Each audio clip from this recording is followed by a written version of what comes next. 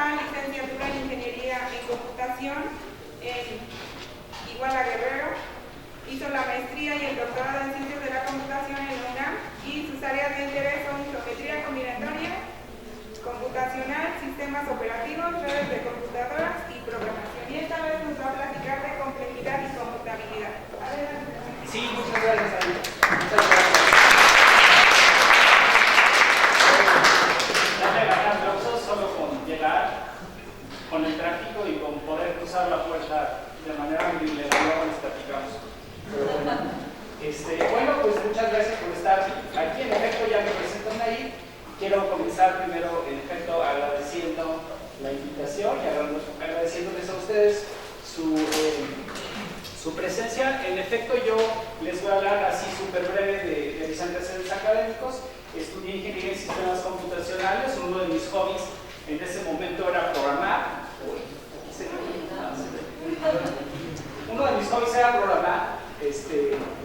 Y bueno, muchas otras cosas que aprendí en la carrera, pero sobre todo programar me encantaba. Eventualmente llegué a la maestría en UNAM y descubrí la teoría de la computación. Antes de eso, como ingeniero, la verdad es que desconocía que existía la teoría de la computación y una vez que la conocí ya no la pude dejar. Mi área para mi tema de tesis de maestría la hice en teoría de la computación. También el doctorado continuó esa línea y desde que terminé, desde que me doctoré, entré a trabajar luego a la Facultad de Ciencias como profesor de tiempo completo y bueno, ahí pues afortunadamente sigo haciendo lo que me encanta. Bueno, mis principales intereses son tanto la computación como las matemáticas. Yo quería estudiar matemáticas cuando iba a la prepa y todo el mundo se encargó de desalentarme y bueno, por eso estudié computación, pero pues no estuvo tan mal en realidad, porque en realidad eventualmente descubrí que se pueden integrar ambas cosas. Puedo hacer las matemáticas de la computación y entonces pues es un super win-win, ¿ok? En particular, pues viviendo en teoría de la computación uno puede estar en esas dos áreas, ¿sale? Entonces, bueno, teoría de la computación es precisamente estudia los modelos de cómputo y lo que pueden resolver esos modelos de cómputo. Ahorita voy a hablar de dos aspectos o de dos áreas importantes de teoría de la computación. Son la teoría de la computabilidad y la teoría de la complejidad computacional. Se relacionan también con el diseño y análisis de algoritmos, por supuesto. Esta vez no voy a hablar de diseño y análisis de algoritmos. En mi resumen que mandé dije que tal vez, bueno, dije que hablaría un poco, pero en realidad me di cuenta que no iba a tener tiempo de ninguna manera. Entonces me voy a restringir a hablar un poco sobre computabilidad y sobre complejidad. Y espero que la plática sea, pues eso, una plática, no un monólogo. Entonces, por favor, siéntanse libres de levantar la mano en cualquier momento y hacerme alguna pregunta, ¿sale? Entonces intentaré que sea razonablemente claro, razonablemente breve, que se entienda bien. Mi objetivo es que esta sea una charla de divulgación, más allá de una charla técnica. No voy a entrar en tantos detalles, voy a dar un par de pruebas interesantes y muy simples. Espero que las sigan, si no, pues no pasa nada, se pueden quedar de todos modos con un montón de contenido. Entonces la computabilidad lo que estudia en grandes rasgos son los diferentes dispositivos o modelos de cómputo que podemos tener, incluyendo por supuesto procesadores digitales, o en modelos muchísimo más teóricos y abstractos, máquinas de Turing, que seguramente las han escuchado, que son una abstracción matemática acerca de lo que es un dispositivo de cómputo. O alguna otra, pues el cálculo lambda, que también tal vez lo hayan escuchado alguna vez. No voy a entrar en detalles de cálculo lambda, voy a hablar un poquito de máquinas de Turing más adelante. ¿Ok? Y bueno, y también, por supuesto, todo esto tiene que ver con los lenguajes de programación que usamos, porque nos va a hablar de lo que nuestros lenguajes de programación en nuestras computadoras pueden resolver y lo que no pueden resolver. Entonces eso es como a súper grandes rasgos lo que estudia la teoría de la computabilidad. dispositivos de cómputo y los problemas que pueden o no pueden resolver, ¿ok? Y bueno, la parte más interesante sería que pues hay cosas que en efecto son imposibles de resolver. Ajá. De aquí ustedes, ¿alguno de ustedes sabe de problemas imposibles de resolver? ¿Con computadora? ¿Con computadora? No sé cuál me ibas a decir, pero pues... ¿Perdón? ¿La hipótesis de Riemann? Computacionalmente no veo cómo se plantearía eso como un problema computacional. No estoy seguro. No, un problema computacional. Sabemos que las computadoras funcionan a resolver problemas, ¿no? Computacionales. Entonces, bueno, habrá cosas que pueden hacer y habrá cosas que no pueden hacer.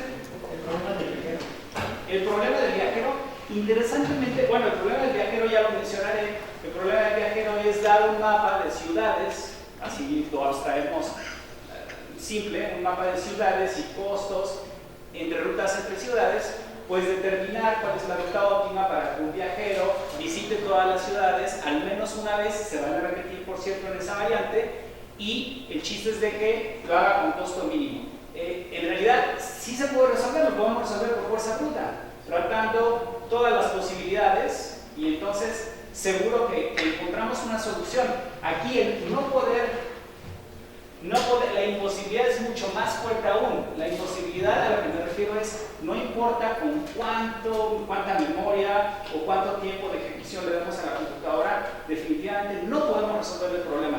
El agente del viajero es un ejemplo de un problema que llamamos intratable, porque, vamos a ver, voy a hablar cuando hable de complejidad, porque los recursos que se necesitan son extremadamente grandes. Ya para una ciudad con 100 ciudades potencialmente tardamos años en computar una solución eficiente, o con 1000 ciudades podríamos tardar muchísimo tiempo. Entonces es costosísimo, pero es soluble. Ese es un buen ejemplo porque es costosísimo, pero es soluble. Aquí definitivamente es absolutamente insoluble, ¿ok? Bueno, estoy suponiendo que la mayoría de ustedes ha programado en algún lenguaje de programación.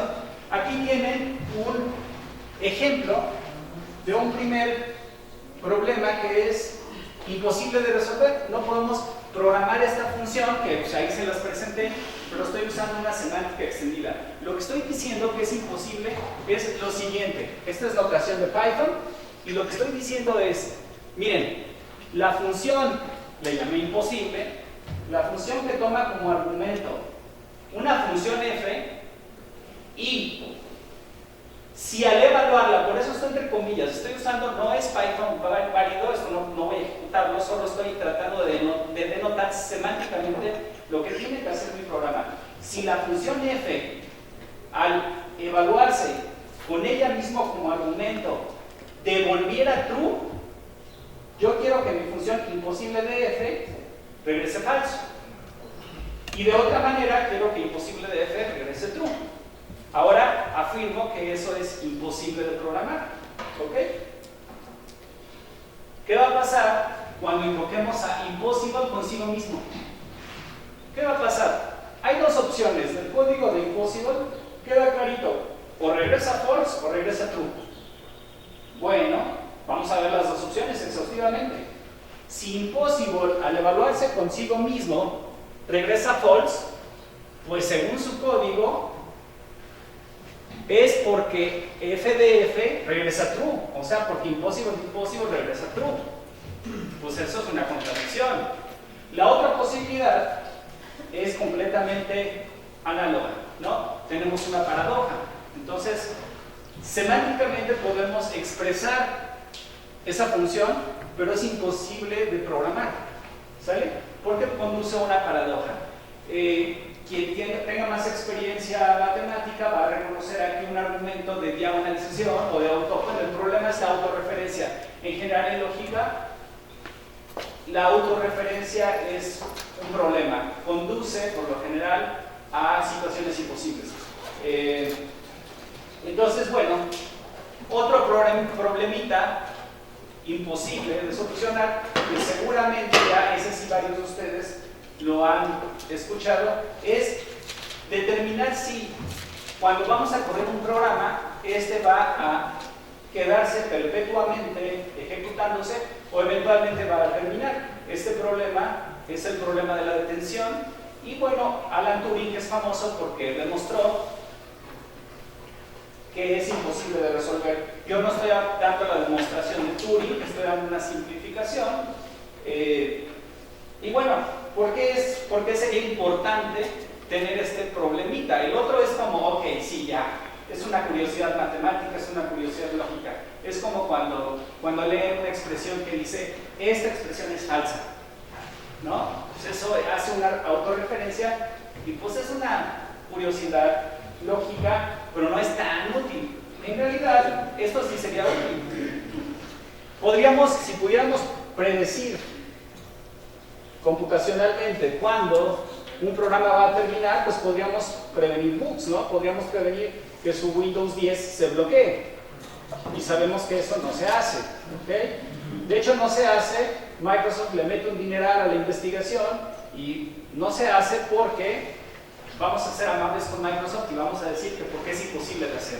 En realidad hay otras causas que tienen más que ver con ingeniería de software, pero vamos a decir que porque es imposible además, ¿ok? Podríamos tener el antivirus perfecto, ¿no? Es horroroso tener que decidir qué antivirus ocupar y luego tener que andarlo actualizando, y ninguno es perfecto. Si tuviéramos la capacidad de prevenir, de decidir si un programa va a terminar o no, de hecho sí podríamos implementar un antivirus perfecto. No voy a entrar en los detalles, ¿ok? De por qué esto que les digo es cierto, pero quiero mostrarles por qué es imposible implementar el problema del paro, ¿ok? Imagínense que fuera posible, es por contradicción el argumento, imagínense que fuera posible detectar si un programa se va a detener o no. Si fuera cierto, entonces podría dar una implementación de lo que ya mostré que es imposible, ¿ok?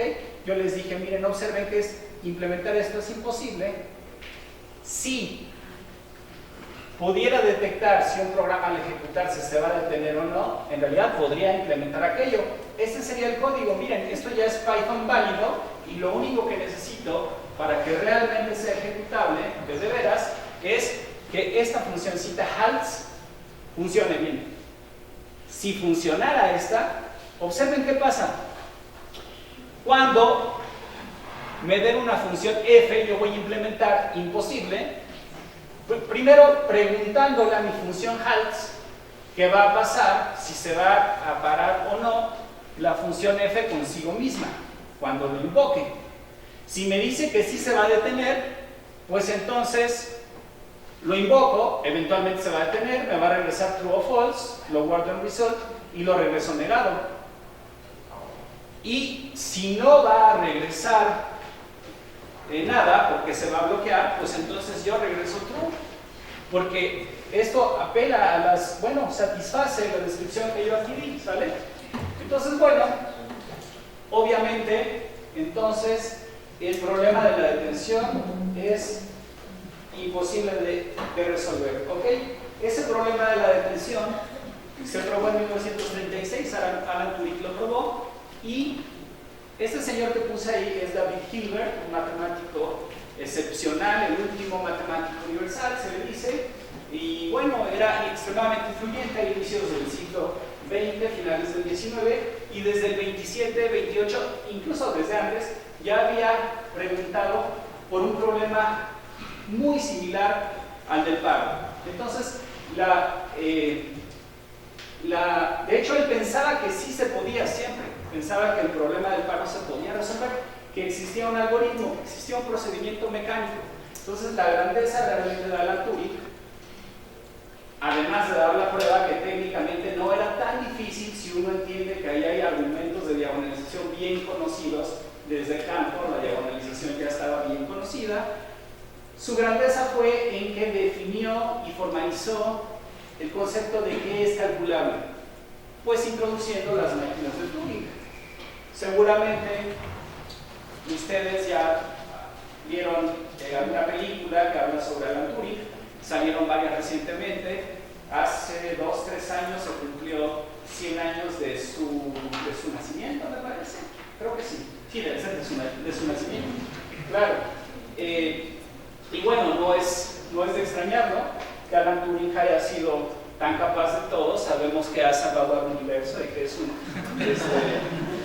excelente investigador, entonces creo que no nos sorprende que haya hecho tanto Alan Turing, ¿no? Entonces, bueno, las máquinas de Turing, ya fuera de payasadas, las máquinas de Turing son dispositivos abstractos que básicamente tienen los siguientes ingredientes. Importante mencionarles que cuando Alan Turing hizo su trabajo, pues las computadoras ya existían, pero no como las conocemos ahora. En realidad no tenían nada que ver, eran como calculadoras gigantes, más bien las computadoras que habían en ese momento. Y bueno, los ingredientes más importantes de una máquina de Turing, eso sí se los puedo dar platicadito, son una cinta infinita, una cinta de trabajo, donde la máquina va a poner símbolos. Aquí yo les estoy poniendo una foto de una ilustración física de una máquina de Turing. Es imposible realizar una máquina de Turing físicamente en realidad, porque la cinta debe ser, su propiedad importante, la cinta tiene que ser arbitrariamente grande. Tiene que tener un número de celdas básicamente no acotado. A veces decimos infinito, pero infinito no tiene mucho sentido, no se entiende. En realidad son celdas arbitrariamente, un número de celdas arbitrariamente grande, ¿ok? Si una máquina de Turing hace un trabajo y luego se detiene, el conjunto de celdas que tocó fue finito, pero puede ser arbitrariamente grande, esa es la clave, ¿ok? Por eso no podemos tener en realidad una máquina de Turing. Por eso en realidad un procesador no es exactamente una máquina de Turing, una computadora, ¿ok? Por varias razones. De entrada se comunica con el mundo exterior. Las máquinas de Turing no se comunican con el mundo exterior, pero además una computadora tiene memoria acotada, suponiendo que no hace comunicación por red. Tiene 8 GB de RAM, 16, etcétera, y puede ser una cantidad grande de memoria, pero finita, o acotada, mejor dicho. Aquí tenemos no acotada, y la idea es de que las máquinas de Turing tienen una cabecita lectora y escritora de las celdas, leen lo que hay en cada posición de la celda y pueden reescribir y aplican o reaccionan internamente. Aquí también hay un estado, ¿ok? Que pueden pensar que esto es el procesador, esta es la lógica de la máquina de Turing, ¿ok? Tienen un estado y el programita que está corriendo pues corresponde a una función de transición. Y buscando, yo no había visto este video, buscando cómo explicarles máquinas de Turing, me encontré este videito que se debería ver bien, lo siento si se ve un poco. Hay un truco, ya recordé. Hay un truco para que se vea bien. Reinicio la presentación. Ok. Ahí se está esa maquinita de Turing, robotcito, tiene su cinta, se le da como entrada esos 3 bits y lo que va a hacer entonces es empezar a ejecutarse la maquinita, y el programita que tiene aquí pues es la función de transición. Lo que están viendo en esa cinta perforada es una función de transición que le dice qué tiene que hacer ante qué estado y qué carácter está leyendo. Hay 3 tipos de símbolos: el verde, el rojo y el apagado, que corresponden a 0, 1 y espacio en blanco, que sería el alfabeto de una máquina de Turing. Ya con un alfabeto binario de ese tipo puede hacer cualquier tipo de cómputo. Lo padre es de que cualquier programa que ustedes quieran hacer siempre tiene una representación. Si existe un programa, entonces hay una máquina de Turing que puede hacer exactamente lo mismo. Obviamente va a ser muy tardado, pero es hipotético. O sea, esto hizo que un paso cada 3 segundos, pero es hipotético, ¿ok? Eso que vieron fue la maquinita de Turing. Obviamente, si no les explico qué era, no se entiende. Uy, ya otra vez el book. Lo que va a hacer esa maquinita de Turing es comenzar a ejecutarse, leer lo que hay ahí como un número en binario y incrementar ese número en una unidad. Y ya que lo incrementó, repetir. Entonces lo que tenemos ahí es un contador infinito en realidad. Ahí le dimos como entrada el número en binario 1, 1, 1, que corresponde a 7. Y entonces lo que hizo la maquinita de Turing, ahorita está transformando ese 7 en un 8. ¿Cómo va a ser en binario el 8? Va a ser 0, 0, 1. Entonces está reescribiendo los ceros y ahora ya va a escribir un 1 después. Ahí ya puso 3 ceros y está poniendo un 1. Y entonces pues ya escribió el 8 y ahora se está regresando. Va a detectar el final de la cinta y va a dar otra pasada para generar el nuevo número, ¿ok? Lo padre es de que con esos ingredientes, obviamente estoy dando una descripción súper intuitiva, no estoy siendo formal, pero lo padre es que con esos ingredientes eventualmente uno es capaz de hacer absolutamente cualquier tipo de cómputo. De hecho no es un teorema, es una hipótesis, se llama la tesis de Church-Turing. Y pues la tesis dice, la tesis o hipótesis dice eso, que todo lo computable por cualquier dispositivo es computable por una máquina de Turing. Algo es computable si y solo si existe una máquina de Turing que lo computa, ¿ok? Y bueno, la función de transición de esa maquinita de Turing que vieron ustedes tiene 3 secciones, ¿ok? En realidad solo usa 3 estados. Este es el primer estado, este es el segundo estado, este es el tercer estado, y lo que está diciendo es qué es lo que hay que hacer cuando estás en un cierto estado y estás leyendo un cierto símbolo.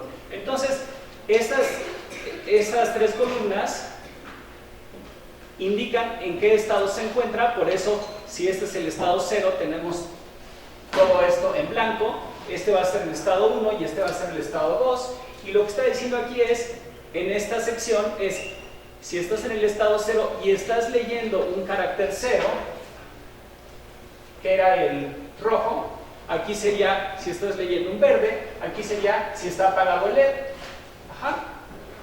Lo que dice es, ok, cuando esta sea la configuración de la máquina, estás en un cierto estado y estás leyendo un cierto símbolo, la siguiente parte dice cómo debe de transformarse la configuración actual en la siguiente configuración. Dice a qué estado te tienes que cambiar. La maquinita internamente se va a cambiar a un estado y va a reescribir el símbolo que está leyendo. Como vieron, estaba reescribiendo símbolos.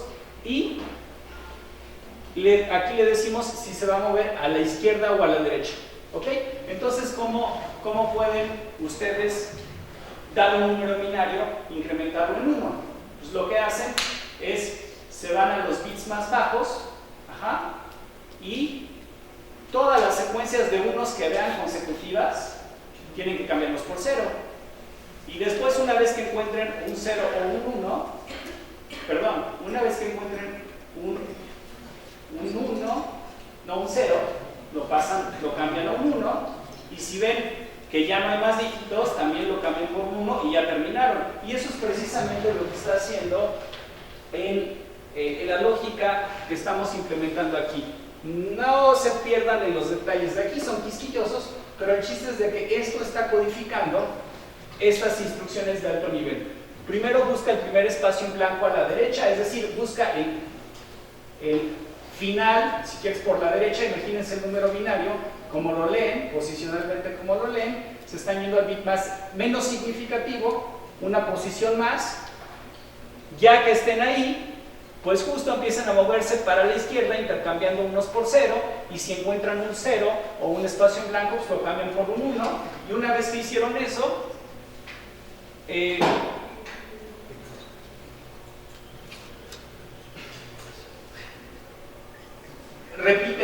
simplemente repiten. La tercera fase es de repetición, es de reiniciar la máquina. ¿Ok? Si hacen eso, o si corren eso eternamente en esa máquina de Turing, pues estarán generando todos los números en binario, uno después de otro. Entonces, este es un contador universal. ¿Ok?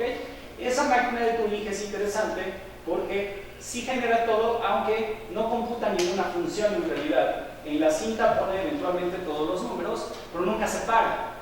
Decimos que una máquina de Turing en realidad solo calcula algo cuando toma como entrada algo en la cinta, eventualmente se detiene y lo que está en la cinta es la salida. ¿Ok? Y hay problemas que por supuesto son naturalmente interesantes de resolver. Por ejemplo, si tuviera la máquina de Turing la adecuada, si tuviera la descripción de una gráfica con costos en las aristas, pues la máquina de Turing podría por fuerza bruta buscar una solución al problema del agente viajero, escribirla en la cinta y terminar. ¿Okay? Entonces, cuando afirmo que ese problema se puede resolver con una computadora, pues es porque una máquina de Turing puede, dada la grafiquita en particular como entrada, va a calcular cuál es la ruta óptima en su salida. ¿Ok? Entonces, bueno, ese es un mini primer de lo que revisamos en teoría de la computabilidad. Algunos otros problemas imposibles, muy interesantes, son, por ejemplo, dada una cadena de caracteres, la que quieran, pero fija, determinen cuál es el programa más chiquito que la va a generar. Ajá, eso suena como a compresión, ¿no? Obviamente suena a compresión.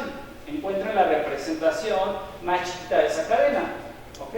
La compresión es extremadamente útil. Luego bajamos archivos de internet y que quisiéramos que vengan bien comprimiditos, luego los descomprimimos, no hay problema, pero queremos que ocupen poco espacio. ¿Ok? Bueno, eso también es imposible. ¿Ok? No existe una máquina de Turing que, dada una cadena, calcule el programa más chiquito que la va a generar. ¿Ok? Y también por eso no tenemos, esa es una de las razones que explica por qué no tenemos un programa de compresión, uno y ya, listo, como el súper bueno y listo, se acabó. Pues no puede existir, ¿no? Siempre vamos a tener algunas heurísticas de compresión, unas mejores que otras, pero el perfecto en realidad sabemos que no puede existir. ¿Vale? Otro ejemplito es, hoy me salieron las diapositivas un poco en desorden. Otro ejemplito de problema indecidible o no resoluble es el juego de la vida de Conway. Es un jueguito que se trata de una retícula potencialmente infinita y una configuración inicial. Entonces, en una configuración inicial hay celdas que están vivas y las que no están vivas pues están muertas. Aquí puse en negro las celdas que están vivas, ¿sale? Y de lo que se trata el juego de la vida es hay reglas de cuando una celda sobrevive a la siguiente generación, cuando muere o cuando revive. ¿Ok? Que simplemente dependen de sus vecinos. Esas reglas solo dependen de sus vecinos. Entonces, en este ejemplo de juego de la vida particular, la regla es que una célula viva va a morir si está rodeada de menos de 2 células. Entonces, si está muy solita, si tiene un vecinito o tiene 0, va a morir. ¿Ok? O si está muy aglomerada, si tiene más de 3 células, entonces pues también va a morir. Y cuando una celda va a vivir, una que estaba muerta, pues va a revivir si tiene exactamente 3 celdas vecinas. ¿Ok? Entonces, en el jueguito de la vida, ahí está la animación. Lo que está saliendo en cada celda es el conteo de vecinos que tiene. Entonces, las celdas que tienen 2 o 3 que están vivas, quedan vivas. Y las celdas que están muertas, que tienen exactamente 3, pues entonces esas son las que ahora viven. ¿Ok? Y lo que se nota es un desplazamiento de la retícula, porque lo que va a ocurrir con esta configuración inicial cuando evaluemos el juego de la vida es que ese pequeño bichito se va a ir recorriendo. ¿Ok? Ahora, ¿por qué es interesante el juego de la vida en términos de computabilidad? Porque si tuviéramos una máquina de Turing o un programita en Python o un programa en C, da igual, el modelo de cómputo da igual. Si tuviéramos un programa que, dada una configuración y un conjunto de reglas, nos diga si eventualmente va a emerger un cierto patrón o si se van a morir todas las celdas, por ejemplo, Si eso fuera posible, entonces podríamos resolver el problema del paro.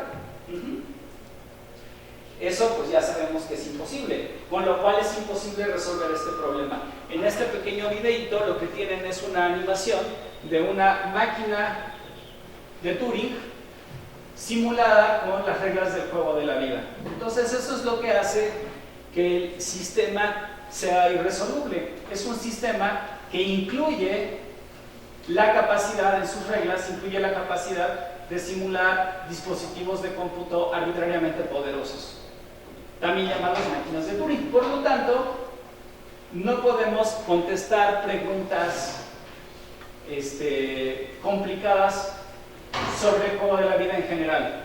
Podemos, por supuesto, para algunas configuraciones, la anterior podemos decir no, sí, claramente, ahí lo que tienes es un patrón repetitivo, pero en general, para el conjunto infinito de posibilidades, no podemos tener un único programa que decida, ¿sale? De eso se trata la indecidibilidad de un problema. Entonces, bueno, otro ejemplito de cosas imposibles es el siguiente. La entrada es un conjunto de fichitas de dominó, entre comillas, porque lo que tienen son cuadritos que tienen colores en sus cuatro lados de esta forma. Y la pregunta es si existe alguna manera de, usando copias de esos cuadritos, se puede completar un enlosamiento del plano, respetando, por supuesto, que dos cuadritos que pongan adyacentes tengan los mismos colores. Entonces, como se ve aquí en este pedacito, ¿ok? Pues esa pregunta tan inocente, oye, ¿cómo ves estas fichitas de colores? Si tuvieras un número infinito de ellas, de cada tipo, ¿puedes llenar el plano? Pues resulta que no, tampoco, porque si pueden hacer eso, pueden resolver el problema del paro, pueden simular máquinas de Turing. Más inocente aún, dominós ahora sobre una línea, ¿ok? Imagínense que tienen un conjunto de fichitas que son patrones que se ven así. Arriba tienen separado y bien clarito cuál es la palabrita de arriba y cuál es la palabrita de abajo, ¿ok? Entonces la pregunta es, yo les doy estas fichitas, díganme si hay manera de colocar copias de ellas, una en secuencia en una línea, de tal forma que eventualmente lo que se lea por la parte de arriba sea idéntico a lo que se lea por la parte de abajo. Como en este ejemplo, la parte de arriba es B, B, A, hasta aquí vamos B, B, pero con este A ya va igual, luego A, B, luego B, B, A, B, B, A. Entonces, aquí tienen un ejemplo donde la parte de arriba lee exactamente lo mismo de la parte de abajo. Bueno, pues suena bien facilito de entender el problema, pero resulta que es indecidible, porque otra vez, siempre es la misma idea. Si pudieran resolver todas las instancias de semejante problemita, pues entonces podrían resolver problemas que ya sabemos que son irresolubles, ¿ok? Entonces, bueno, conocemos cientos o miles seguramente de problemas indecidibles. Algunos son interesantes, otros no son tan interesantes. No sé por qué esto me cambió el... bueno, y algunos son divertidos, tal vez no sean tan interesantes, pero son divertidos. También en videojuegos tenemos incomputabilidad. Este es Minecraft. En Minecraft pueden construir un dispositivo físico virtual que simule máquinas de Turing, ¿ok? Entonces, bueno, eso quiere decir que no existe, como consecuencia inmediata, que no existe un algoritmo que pueda contestar preguntas arbitrarias sobre ejecuciones de Minecraft.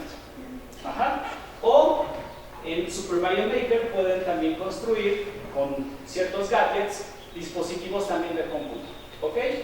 Algo que también es indecidible es en los juegos de equipos, como Team Fortress 2, que ese no lo conozco, como si lo han jugado ustedes, seguro que yo he jugado Smash y Mario Kart. Pues en sus versiones de Mario Kart, en su versión de batalla por equipos, dado un escenario arbitrario generalizado, no los que vienen en su consola, sino un arbitrario generalizado, decidir si uno de los dos equipos tiene una estrategia ganadora, eso también es indecidible. Es impactante, me parece, ¿no? En Smash también, decidir si en una batalla por equipos un equipo va a ganar es indecidible, no pueden hacerlo, ¿ok? Las pruebas son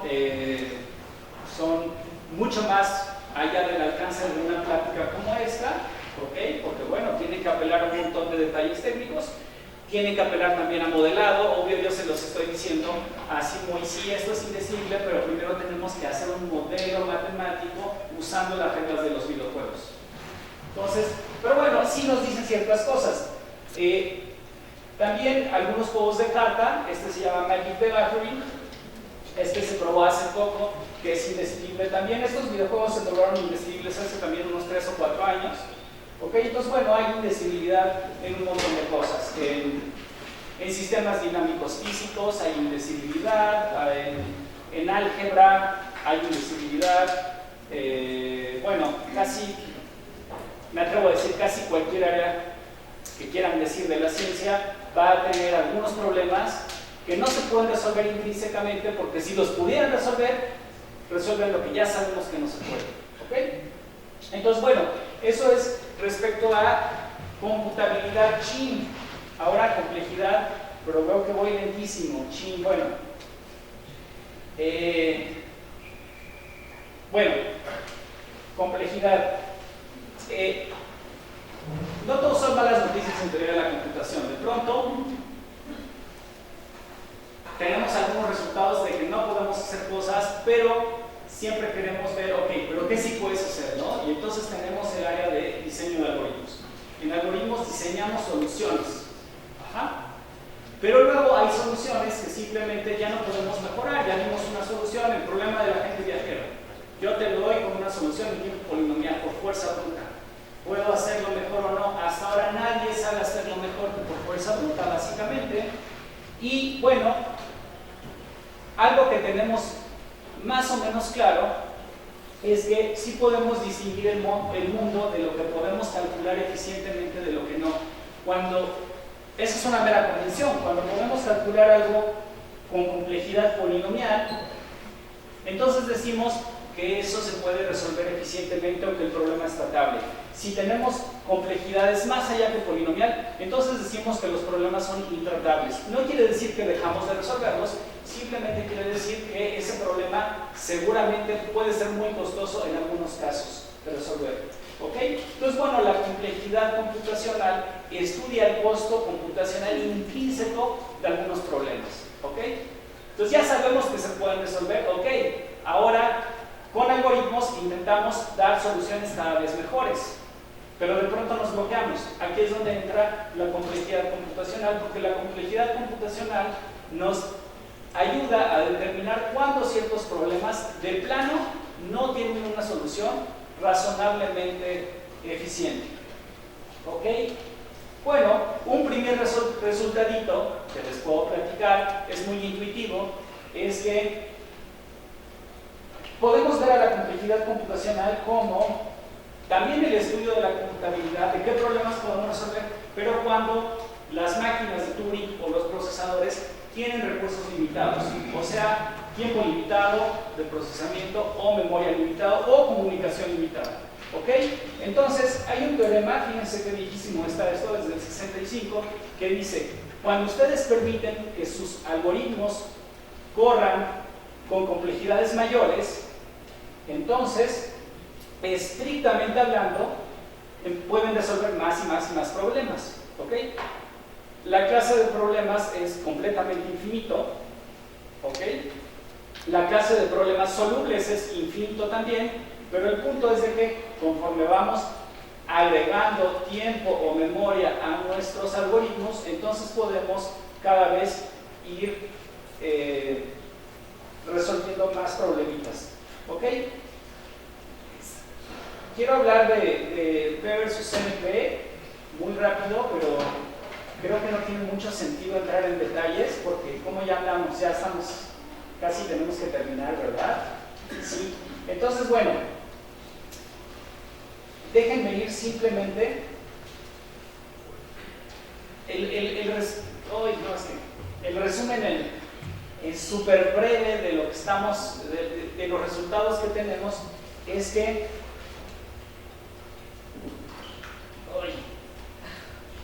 no, ni me atrevo, déjenme solo hablarles.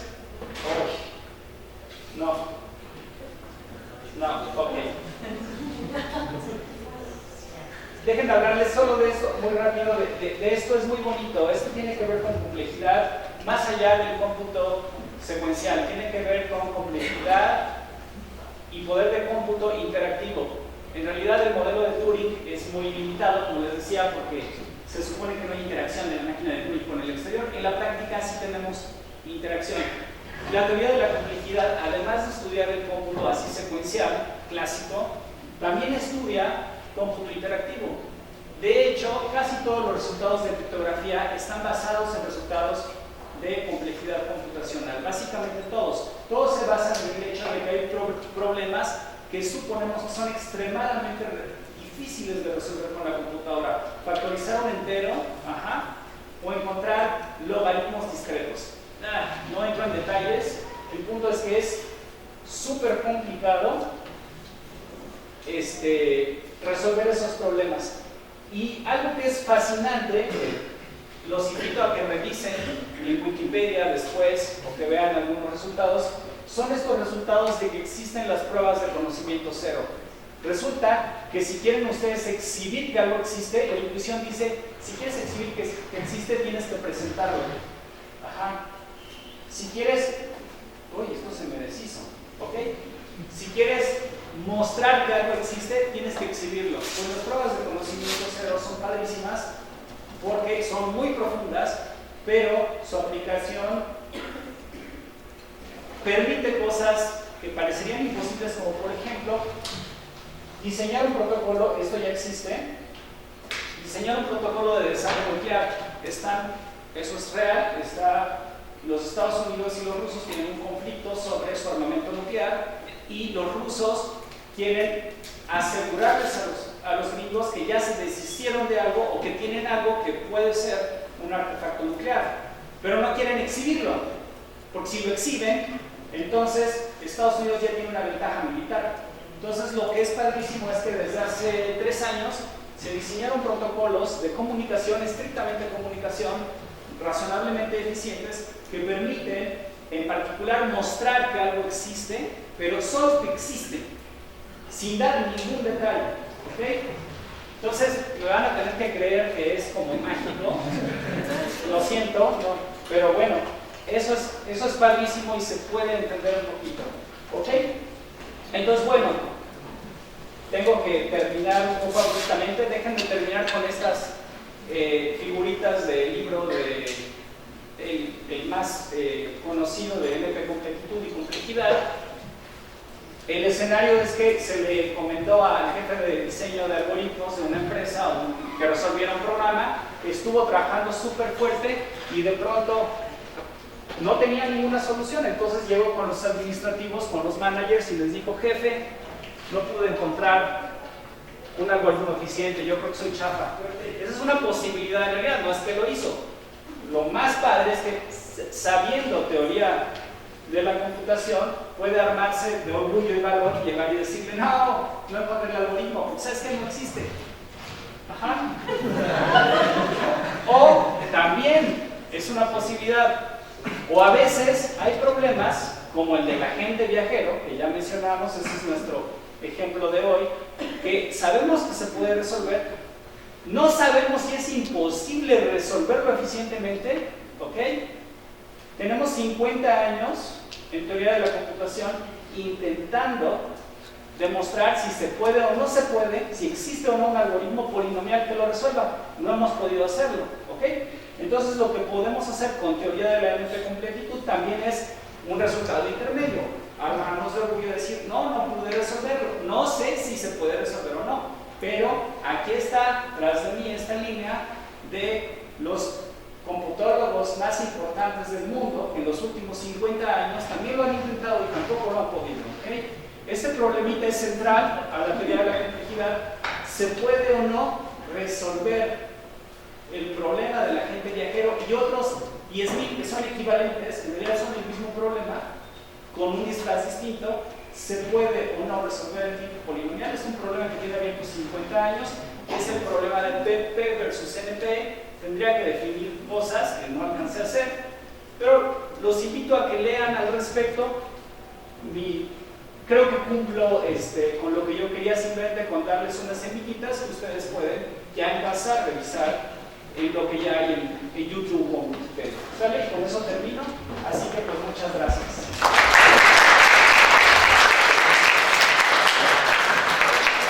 Tenemos tiempo de una pregunta, así rapidísimo. ¿Alguien tiene alguna pregunta para David? ¿Comentario? ¿Algún buen texto para niños de preguntas? Sí. Qué buena pregunta. De hecho, lo pasé muy rápido. Estoy aquí. Si quieren continuar, si quieren aprender el libro de Computational Complexity de Christos Papadimos, es bastante bueno. Es la introducción de referencia del área. Habla tanto de computabilidad como de complejidad. Sí.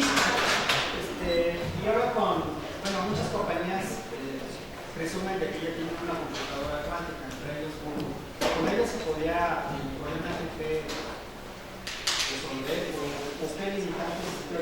No conozco mucho respecto a cómputo cuántico, entonces tal vez lo que digan no está tan preciso, pero tengo entendido de que hay algunos problemas que se sospechan se sospechan no son polinomiales, en particular factorización de enteros. Sí se puede resolver. Hay algoritmos, el algoritmo de Shor es un algoritmo muy famoso que una vez que haya computadoras cuánticas pueden, en teoría, se van a poder resolver problemas súper duros, con lo cual algunas áreas de criptografía pueden estar en peligro, ¿sí? Lo que sí no va a hacer, hasta donde yo sé, es que pueda resolver más problemas aún. Solo los puede resolver más rápido, exponencialmente más rápido, que no es poca cosa, pero lo que era irresoluble sigue siendo irresoluble. O sea, el problema del paro sigue sin poder resolverlo.